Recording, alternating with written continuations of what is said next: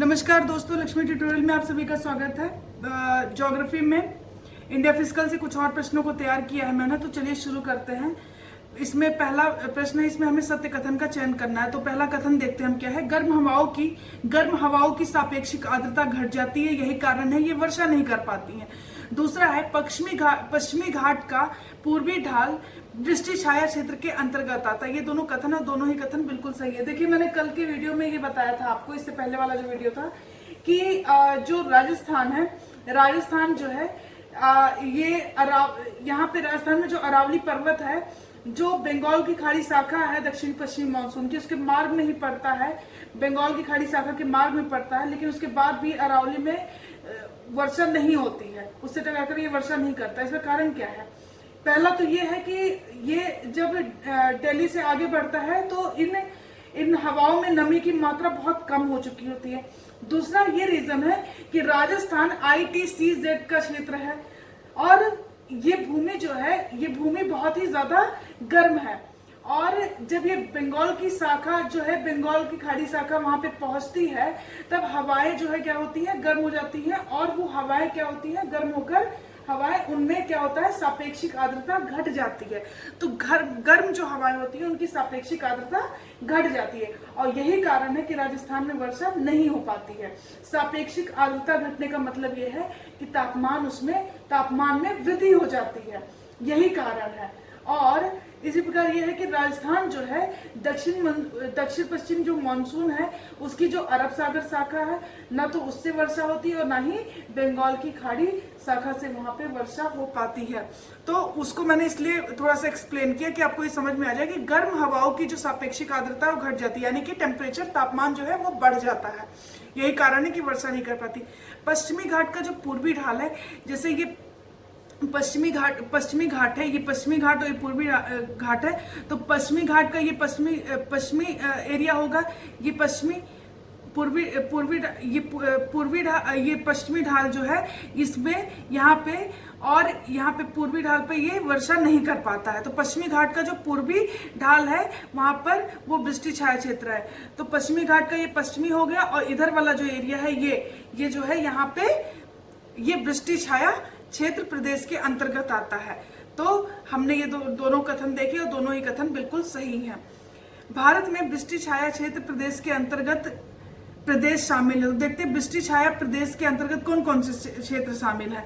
महाराष्ट्र का विदर्भ, आंध्र प्रदेश का तेलंगाना, उत्तरी कर्नाटक, पुणे, गुजरात का सौराष्ट्र।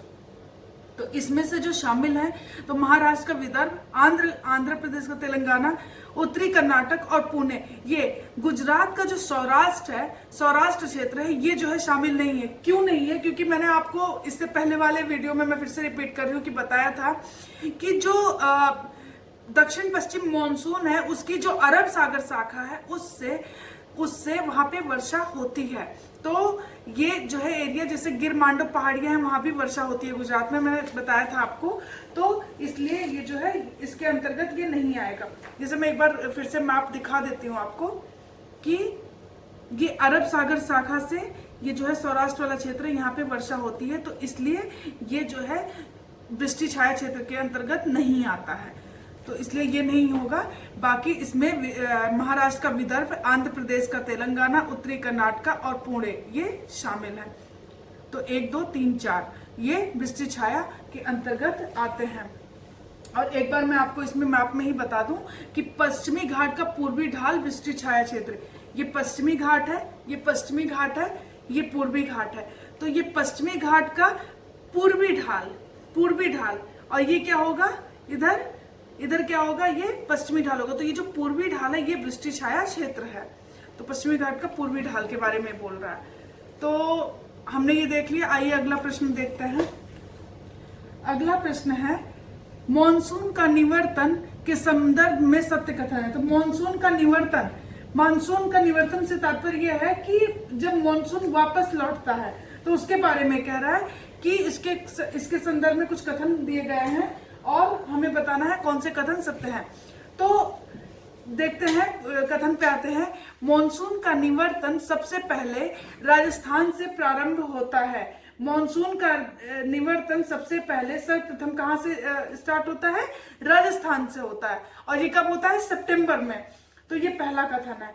दूसरा है कि लौटता मानसून बंगाल की खाड़ी में नमी ग्रहण कर तथा उत्तर पूर्वी मानसून के साथ मिलकर दक्षिण पश्चिम की ओर बहता है। ये दूसरा कथन है कि जो लौटता हुआ मानसून है वो क्या करता है कि बंगाल की खाड़ी से क्या करता है? नमी जो है ग्रहण करता है और उत्तर पूर्वी मानसून के साथ मिलता है, और मिलने के बाद क्या करता है? ये दक्षिण पश्चिम की ओर ये बहता है। अगला है कि अक्टूबर और नवंबर के महीने में पूर्वी तटीय मैदान में वर्षा प्राप्त होती है। लास्ट है कि अक्टूबर के महीने में आंध्र प्रदेश के रायलसीमा पर वर्षा होती है। ये सभी कथन है और हमें बताना है कि मानसून का निवर्तन, उसके संदर्भ में कौन से कथन सही है। सभी कथन बिल्कुल सही है। थोड़ा सा मैं आपको बताना चाहूंगी कि देखिए 21 जून मतलब कहने का यह है कि सूर्य जो है वो कर्क रेखा पर लंबवत चमकता है। सूर्य कर्क रेखा पर लंबवत चमकता है। एक सेकंड मैं आपको एक्सप्लेन करती हूँ।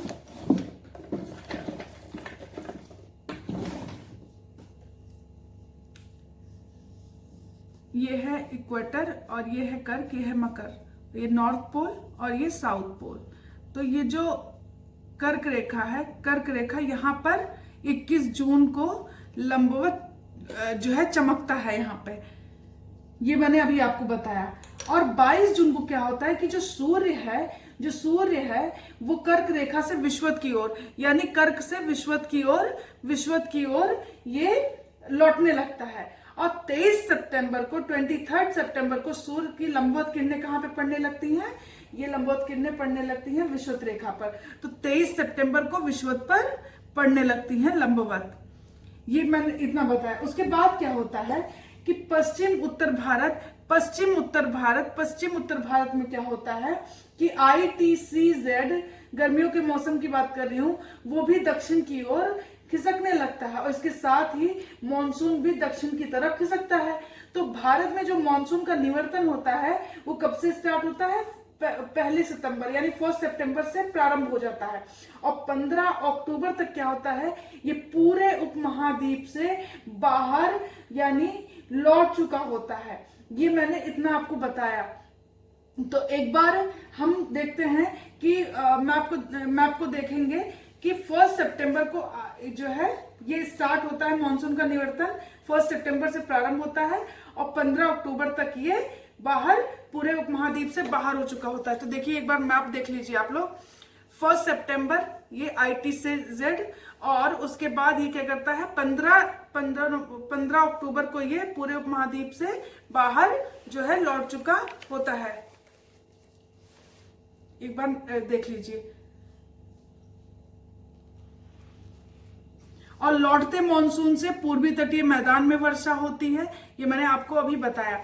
उसके बाद क्या होता है मैं आपको एक बार बता दूं कि मॉनसून का निवर्तन सबसे पहले 1 सितंबर को राजस्थान से प्रारंभ होता है। और कहने का मतलब यह है कि मॉनसून सबसे देर से राजस्थान में पहुंचता है और सबसे पहले वहां से लौटने लगता है। उसके बाद निवर्तन काल में अक्टूबर और नवंबर के महीने में सर्वाधिक वर्षा पूर्वी तटीय मैदान पर होती है। ये भी ध्यान रखिएगा। इसका कारण यह है कि अक्टूबर तक आते आते मानसून से क्या होता है? बंगाल की खाड़ी से क्या करता है? ये नमी प्राप्त करता है। और दूसरा यह है कि दक्षिण पश्चिम मानसून जो है कमजोर होने लगता है और उत्तर पूर्वी मानसून प्रवाहित होने लगता है।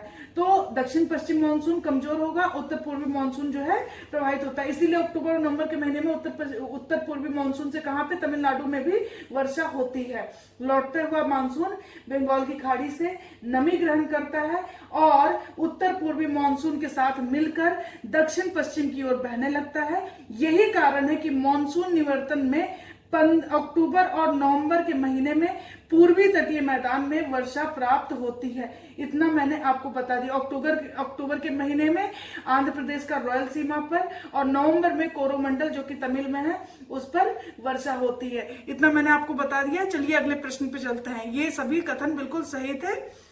आइए थोड़ा सा आगे प्रश्न देखते हैं। निम्नलिखित कथनों में से सत्य कथन का चयन करें। तो पहला है, अक्टूबर तक बंगाल की खाड़ी का जल अत्यधिक गर्म हो जाता है क्योंकि सागर देर से गर्म होते हैं और देर से ठंडा होता है। ये पहला कथन है।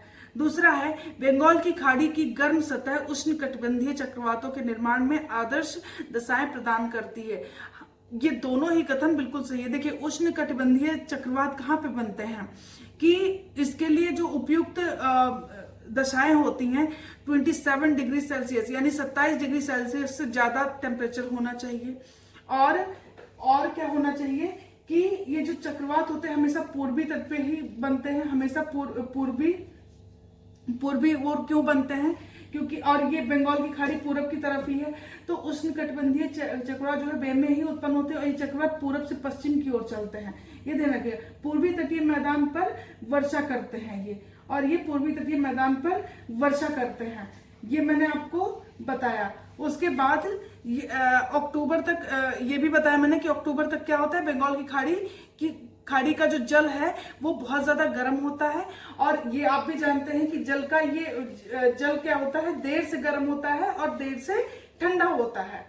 और बंगाल की खाड़ी की जो गर्म सतह है वो ये जो चक्रवात है इनको बनने में क्या होता है कि आदर्श दशाएं पैदा करती है। और ये सभी महाद्वीपों के, चक्रवातों की सबसे बड़ी बात है कि ये सभी महाद्वीपों के पूर्वी तट पर ही बनेंगे। कोरियोलिस बल का मान 0 से अधिक होना चाहिए, 0 से अधिक होना चाहिए, यानी कि कहने का मतलब है कोरियोलिस बल वहां पे विद्यमान होना चाहिए।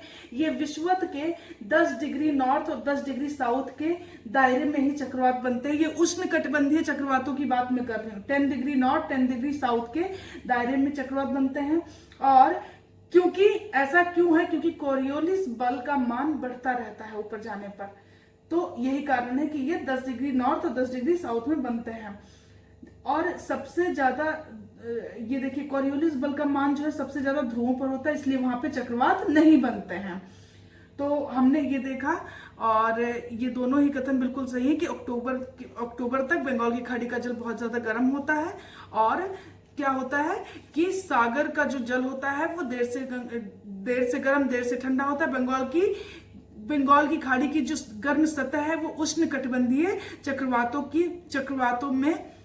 चक्रवातों के निर्माण में आदर्श दशाएं पैदा करती है। तो चलिए अगला प्रश्न देखते हैं।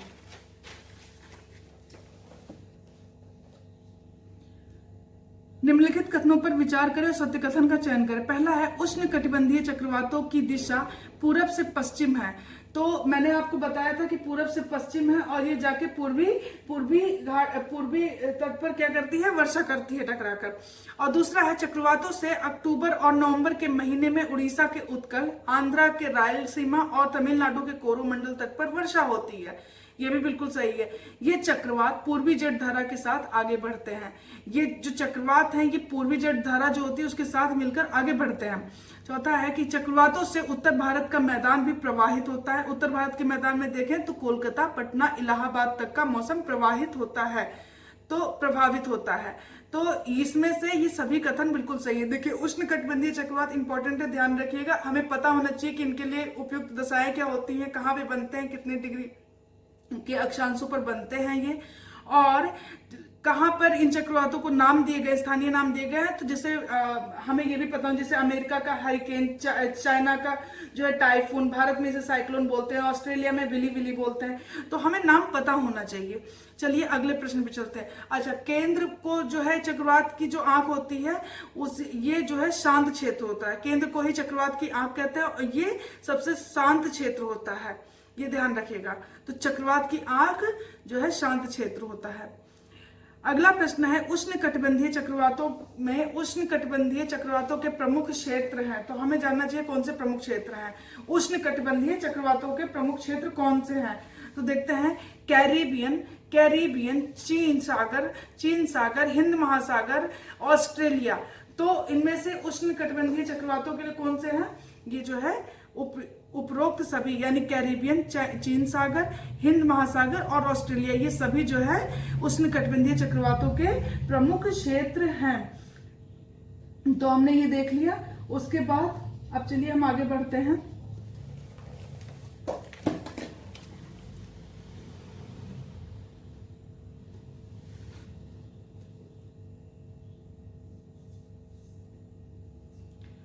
अगला है निम्नलिखित कथनों में से सत्य कथन का चयन करें। पहला है हवाओं का परिवर्तनशील और अस्थिर चक्र जिसके केंद्र में निम्न वायुदाब तथा बाहर उच्च वायुदाब होता है चक्रवात कहलाता है। तो ये पहला कथन है कि केंद्र के पास निम्न वायुदाब और बाहर जो है क्या होगा, उच्च वायुदाब रहेगा, तो वही जो है चक्रवात कहलाता है। दूसरा है उष्ण कटिबंधीय चक्रवात 50 से 30 डिग्री उत्तरी तथा 5 डिग्री से 30 डिग्री उत्तरी तथा 5 डिग्री से 30 डिग्री दक्षिणी अक्षांशों के मध्य पाए जाते हैं। ये दूसरा है। तीसरा है कि भूमध्य रेखा के दोनों ओर 5 डिग्री से 8 डिग्री अक्षांशों वाले क्षेत्रों में न्यूनतम कोरियोलिस बल के कारण चक्रवातों का प्रायः अभाव रहता है। ये तीसरा कथन है कि भूमध्य रेखा के दोनों ओर जो 5 डिग्री से 8 डिग्री अक्षांश वाले क्षेत्र हैं वहां पे न्यूनतम कोरियोलिस बल के कारण ही वहां चक्रवातों का प्रायः अभाव रहता है।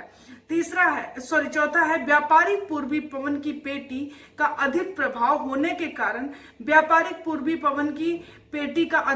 होने के कारण सामान्यतः इनकी गति की दिशा पूर्व से पश्चिम की ओर रहती है, यानी पूर्व से इनकी दिशा किधर रहेगी, पश्चिम। तो ये कथन थे और हमें बताना है इसमें कौन सा कथन सही है। तो इसमें से कौन सा कथन सही है, ये दूसरा कथन गलत है, बाकी पहला, तीसरा और चौथा ये 3 कथन सही है। पहला, तीसरा, चौथा सही है। दूसरा इसलिए गलत है क्योंकि 5 डिग्री से 30 डिग्री उत्तरी अक्षांश, 5 डिग्री से 30 डिग्री दक्षिणी अक्षांशों के मध्य उत्पन्न होते हैं। तो चलिए अगला प्रश्न देखते हैं। निम्नलिखित में से सत्य कथन है भूमध्य रेखा के समीप दोनों गोलार्धों की व्यापारिक पौने जहां मिलती हैं उसे अंतः उष्ण कटिबंधीय अभिसरण क्षेत्र कहते हैं। ये कह रहा है कि भूमध्य रेखा के समीप दोनों गोलार्धों की जो व्यापारिक पौने हैं वो आकर मिलती हैं और जहां पर इनका मिलन होता है उसी को ही अंतः उष्ण कटिबंधीय अभिसरण क्षेत्र यानी ITCZ कहते हैं तथा इनका दोनों गोलार्धों में विस्थापन होता है और इनका दोनों ही गोलार्धों में विस्थापन होता रहता है, यानी कि एक जगह स्थिर नहीं रहती हैं। ये ITCZ के बारे में बोल रहा है। दूसरा है कि ग्रीष्म ऋतु में ITCZ भूमध्य के उत्तरी ओर विस्थापन और शीत ऋतु में दक्षिणी गोलार्ध में होता है। तो गर्मियों में क्या होता है, जो ITCZ है अंतः उष्ण कटिबंधीय अभिसरण क्षेत्र है, इसका भूमध्य के उत्तरी गोलार्ध में, और ठंडियों में क्या होता है, शीत ऋतु में दक्षिणी गोलार्ध में विस्थापन होता रहता है, तो ये स्थिर नहीं रहता है। तो ये दोनों कथन थे, दोनों ही कथन सही है। और माफ कीजिएगा कि इसमें जो है उपरोक्त सभी कथन बिल्कुल सही हैं, क्योंकि हवाओं का परिवर्तनशील और अस्थिर चक्र जिसके केंद्र में निम्न वायुदाब और बाहर उच्च वायुदाब होता है वही चक्रवात कहलाता है। एक बार मैं दिखा देती हूँ, मैंने ड्रॉ किया है। देखिए ये जो केंद्र है इसी को ही चक्रवात की आंख कहते हैं और ये केंद्र में ही, ये केंद्र के पास निम्न दबाव का क्षेत्र होता है ये। उसके बाद हम देखेंगे जो बाहर जो है उसे क्या होगा, बाहर का जो होगा, बाहर उच्च वायुदाब होता है, बाहर जो है उच्च वायुदाब होगा और अंदर जो है क्या होगा, निम्न दबाव वाला क्षेत्र बनेगा ये। और ये बीच में जो केंद्र है इसी को चक्रवात की आंख कहते हैं। और ये जो एरिया होगा ये शांत क्षेत्र होता है, ध्यान रखिएगा। जो चक्रवात होगा, चक्रवात की आंख का क्षेत्र वो जो है शांत होता है। तो हमने ये देखा और अब चलिए अगले प्रश्न पे आते हैं।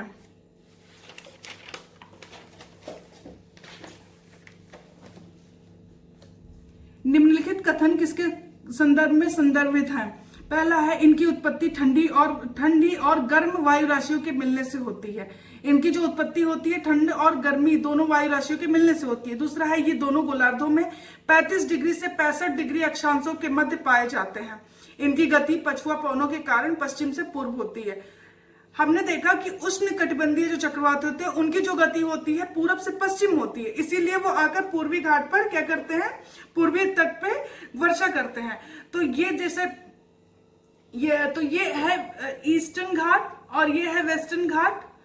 तो जो चक्रवात इधर बनते हैं बे में, तो वो क्या करते हैं कि इनकी जो दिशा होती है वो पूरब से पश्चिम होगी, तो पूरब से पश्चिम कहने का मतलब इधर होगी, तभी तो ये जाके यहाँ पे मतलब पूर्वी घाट पे वर्षा करते हैं। तो ये कह रहा है कि ये दोनों गोलार्धों में 35 से 65 डिग्री अक्षांशों के मध्य पाए जाते हैं और इनकी जो गति होगी पछुआ पवनों के कारण पश्चिम से पूर्व होगी। तो इधर पश्चिम से पूर्व होती है इनकी जो गति होती है, तो इसका मतलब ये उष्ण कटिबंधीय चक्रवात के बारे में तो नहीं कह रहा है।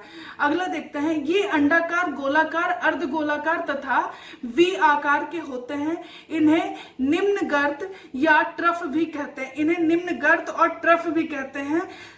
अगला कथन है, उत्तरी गोलार्ध में केवल शीत ऋतु, जबकि दक्षिणी गोलार्ध में जलीय भाग अधिक होने के कारण वर्ष भर उत्पन्न होते हैं। तो ये सभी कथन अब किसके बारे में है? उष्ण कटिबंधीय चक्रवात। तो इसके बारे में मैंने आपको बता ही दिया कि क्या क्या दशाएं होती है, तो ये तो हो नहीं सकता। शीतोष्ण कटिबंधीय चक्रवात ये इसी के बारे में बोल रहा है, ध्यान रखिएगा। और दोनों में डिफरेंस भी कई बार पूछता है कि दोनों में अंतर स्पष्ट कीजिए, तो हमें पता होना चाहिए कि उष्ण कटिबंधीय चक्रवात बनने की जो आदर्श दशाएं हैं और शीतोष्ण कटिबंधीय या बहिरुष्ण भी इसे बोलते हैं चक्रवात बनने की जो दशाएं, वो हमें पता होना चाहिए। तो जो शीतोष्ण कटिबंधीय चक्रवात है वो दोनों गोलार्धों में 35 से 65 डिग्री अक्षांशों पर पाए जाते हैं, मध्य पाए जाते हैं। पछुआ पवनों के कारण इनकी जो दिशा होती है वो पश्चिम से पूर्व होती है, जबकि उष्ण कटिबंधीय चक्रवातों की जो दिशा होती है वो पूरब से पश्चिम होती है। इनका जो आकार होता है अंडाकार, किसका? शीतोष्ण का। अंडाकार, गोलाकार, अर्धगोलाकार, वी आकार का। इन्हें निम्न गर्त या ट्रफ भी कहते हैं, याद रखिएगा। और ये उत्तरी गोलार्ध में तो केवल ठंडियों में, लेकिन दक्षिणी गोलार्ध में क्योंकि जलीय भाग अधिक है इसलिए ये वर्ष भर उत्पन्न होते हैं। तो ये मैंने आपको बताया किसके बारे में? शीतोष्ण कटिबंधीय चक्रवात के बारे में। चलिए अगला बढ़ते हैं। शीतोष्ण कटिबंधीय चक्रवातों के मुख्य क्षेत्र, जैसे मैंने उष्ण कटिबंधीय चक्रवातों के क्षेत्र को बताया था, तो उसी तरीके से क्या है शीतोष्ण कटिबंधीय चक्रवात, उसके क्षेत्र उत्तरी अटलांटिक महासागर, भूमध्य सागर, उत्तरी प्रशांत महासागर, चीन सागर, ये सभी एरिया जो है यहाँ पर शीतोष्ण कटिबंधीय चक्रवात यानी उत्तरी अटलांटिक महासागर, भूमध्य सागर, उत्तरी प्रशांत महासागर और चीन सागर, तो ये सभी इसके अंतर्गत आएंगे, उपरोक्त सभी क्षेत्र। और इनमें चक्रवात की आंख, ये जो शीतोष्ण कटिबंधीय चक्रवात है ये बहुत ध्यान रखिएगा, इंपॉर्टेंट है कि चक्रवात की आंख यानी मध्य या केंद्र में जो शांत क्षेत्र है उसका अभाव रहता है, इसमें ये नहीं होता, ये नहीं पाया जाता। इंपॉर्टेंट है, ध्यान रखिएगा। चलिए देखते हैं, एक बार फिर से मैं दिखा दूं इसे। उष्ण कटिबंधीय चक्रवात, ये देखिए इधर बे है, इधर अरेबियन है, इधर अरेबियन सी है, अरेबियन सी, इधर है बे, और ये बे यानी कि ये वेस्टर्न घाट है, ये ईस्टर्न घाट है, ये वेस्टर्न घाट है। इधर ये चक्रवात की दीवार है जिसके सहारे हवाएं जो है बाहर निकलती हैं, और ये केंद्र है। और यहाँ से क्या है, इनकी जो दिशा है किधर है, ये जो है पूरब से पश्चिम है, और पूरब से पश्चिम होने की वजह से ही ये वर्षा कहाँ पे करती हैं? ये वर्षा करती हैं पूर्वी तटीय मैदान पर, पूर्वी तटीय मैदान पर। इसीलिए आंध्रा का रॉयल सीमा और कोरोमंडल यहाँ सब वर्षा होती है, और उड़ीसा का उत्कल तट वगैरह को चक्रवातों से ही वर्षा प्रदान होती है। तो मैंने आपको ये चीज बता दिया। चलिए अगले प्रश्न पे चलते हैं।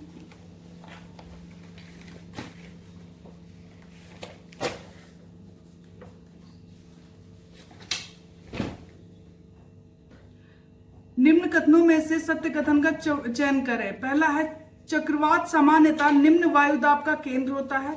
इसके चारों ओर समवायुदाब रेखाएं संकेंद्रित रहती हैं। मैंने आपको अभी बताया था कि चक्रवात समांतर निम्न वायुदाब केंद्र होता है। ये देखिए मैंने ये ड्रॉ किया है, इसमें आप देखिए ये केंद्र है, और मैंने बताया जो केंद्र है ये केंद्र के पास निम्न दबाव वाला क्षेत्र होता है, इसके बाहर जो है क्या होता है, उच्च दबाव का क्षेत्र रहता है। तो ये मैंने आपको बताया, और यही जो केंद्र है इसी को चक्रवात की आंख कहते हैं। दूसरा कथन है, इनकी परिधि या बाहर की ओर उच्च वायुदाब रहता है, ये मैंने आपको बताया। इसीलिए हवाएं परिधि से केंद्र की ओर चलने लगती हैं, लेकिन तथा केंद्र से बाहर की ओर ऊपर उठने लगती हैं। ये परिधि से क्या होता है कि केंद्र की तरफ तो चलती हैं, लेकिन ये हवाएं केंद्र की तरफ ना पहुंचकर ये बाहर जो है निकलने लगती है, बाहर की ओर। तीसरा कथन है, इनकी दिशा उत्तरी गोलार्ध में वामावर्त यानी एंटी क्लॉकवाइज, जबकि दक्षिणी गोलार्ध में दक्षिणावर्त यानी क्लॉकवाइज पृथ्वी के घूर्णन के कारण होती है। तो उत्तरी गोलार्ध में क्या होती है कि जो है एंटी क्लॉक, और दक्षिणी गोलार्ध में क्या होती है, क्लॉकवाइज जो है होती है। इसका कारण क्या है, पृथ्वी का घूर्णन। चौथा कथन है, चक्रवात हमेशा पूर्वी तट पर बनते हैं क्योंकि यहाँ गर्म हवाएं पाई जाती हैं। मैंने आपको बताया कि सभी महाद्वीपों के पूर्वी तट पर ही उष्णकटिबंधीय चक्रवात बनते हैं। तो ये सभी कथन थे और सभी कथन बिल्कुल सही है। हवाओं की जो गति होती है इसमें उष्णकटिबंधीय चक्रवातों में, इसमें 220 किलोमीटर पर आवर होती है। आंख का जो व्यास होता है 25 से 30 किलोमीटर होता है, 25 से 30 किलोमीटर। तो ये ध्यान रखिएगा, कई बार पूछ लेता है।